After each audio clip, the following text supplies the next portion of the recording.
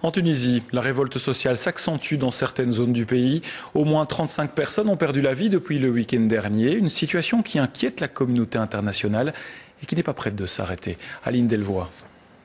Il faut attendre que la nuit tombe pour que les journalistes présents sur place puissent filmer librement. Nous sommes à Ergueb, dans le centre-ouest de la Tunisie. Les derniers affrontements ont fait au moins 5 morts ici. Parmi eux, le fils de cette femme, tué d'une balle en plein cœur. Son père est un ancien militaire. Il dénonce les forces de l'ordre, des snipers qui tirent avec précision. Ils tirent sur les gens au-dessus de la ceinture pour tuer. Parce que s'ils tirent sur les gens ne meurent pas. C'est exprès. On tue les gens, c'est normal. Nous sommes dans une jungle. Le plus fort contrôle tout. Ces images tournées par un amateur ont été filmées dans un hôpital de Kasserine. Les médecins tentent de sauver ceux qui peuvent encore l'être. Ici, 13 personnes ont perdu la vie depuis ce week-end.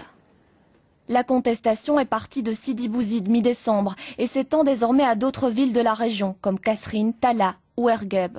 En cause, le taux de chômage très élevé parmi les jeunes diplômés. Lotfi habite dans cette région agricole qui offre peu de perspectives d'emploi malgré tous ses diplômes. Cela fait 8 ans qu'il est au chômage. Mon diplôme, c'est la maîtrise appliquée en design intérieur. Ça, c'est la création d'entreprise. J'ai fait aussi un diplôme en informatique ici à Sidi Bouzid. Une attestation de qualification professionnelle en bâtiment. Le pointage, je le fais chaque mois. C'est-à-dire chaque mois, je demande du boulot. Y a-t-il du boulot? Y a-t-il un travail? Il n'y a aucune réponse alors. Hier, le président Ben Ali s'est exprimé pour la première fois depuis les affrontements. Il a qualifié les manifestants de terroristes avant de se défendre sur la question du chômage. La Tunisie n'a pas le monopole du chômage. Et la Tunisie n'est pas non plus le pire pays à ce niveau.